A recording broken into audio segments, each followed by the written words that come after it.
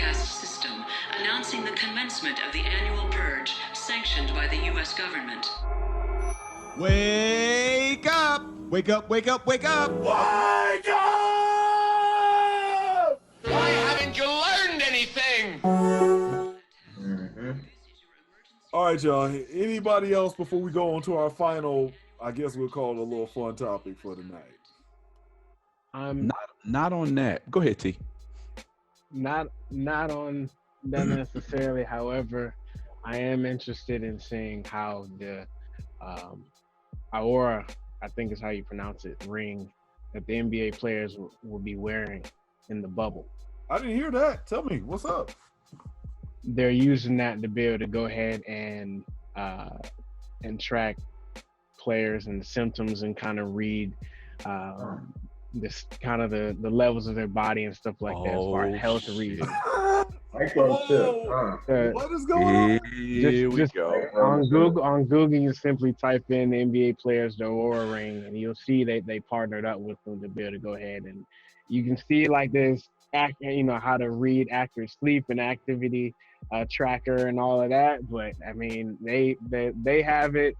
There's the app right now for kind of, yeah, man. So I just kind of, I'm like, man, they kind of snuck that one in there right quick. Before it was just testing, that's all they were like, oh, they're going to be tested all the time.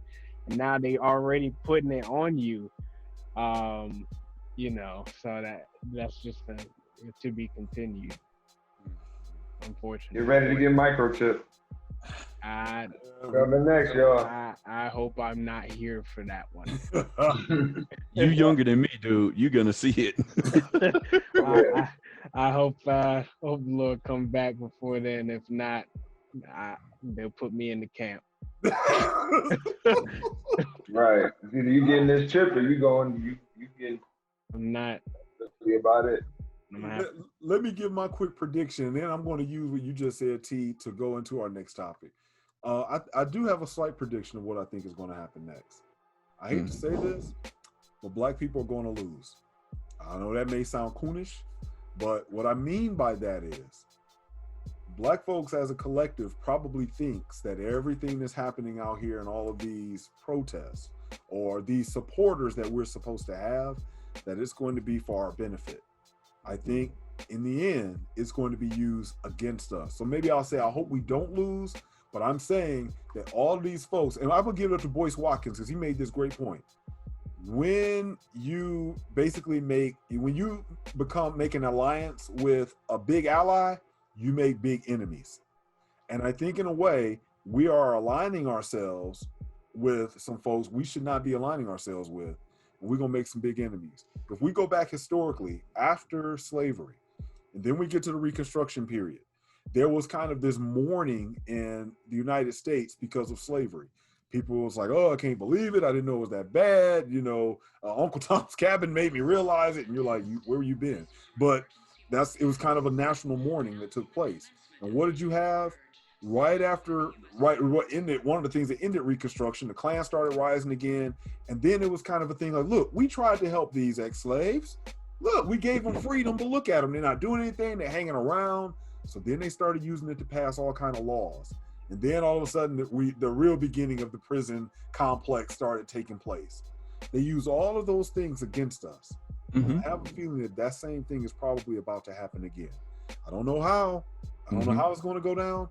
But whether it's going to be, look, we gave everyone diversity training. We threw cops in jail. We prosecute them, and we've never done that before. And they didn't give black people any money, but we gave black certain groups, sexuality groups, money. We helped them out. And you know what? Look at them. They still haven't done anything. So now when somebody that maybe black people consider worse than Trump comes in, it's going to be even more justified by a white audience because they're going to remember. It was like, 5 years ago, we gave a lot of black folks stuff. You saw white people, you had video, even a white woman and a white man kissing the boot of a black Hebrew Israelite. That's how things were back then. And look what they did. So now, if history repeats itself, the pendulum is going to swing. We better be ready for that. So let me jump into the next topic on a fun one. Because wow, T, you threw that one out about the NBA players. My only thing I'm gonna throw and go into that is if you start with the players wearing it, the players will then promote it toward all the rest of us. That's all it takes. That's why. Well, this is one of the reasons why entertainers and athletes are so key to this whole puzzle, because they influence the masses. If you see LeBron James doing it, well, the LeBron's doing it, I got to get it too.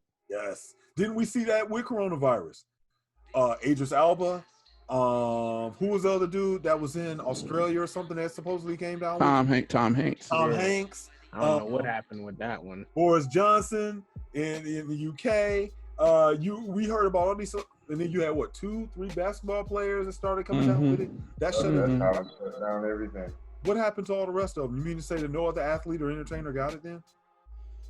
Because we know cases went up like that in a short time. I've heard of a few. I've heard of a few cases. Like, Ezekiel Elliott got it. DeAndre Jordan from the Nets, he got it. A couple other players from there. I mean, you're seeing it in sports. You're seeing it more. They'll talk about players getting it, how it's going to affect the start of sports. So, I mean, you see a lot more now. Any of them die? No. Nope. They're healthy. They're all healthy athletes. I mean, they're not. It only affects the old people. It kills the old. So why we all gotta stay in the house? But okay, let me go.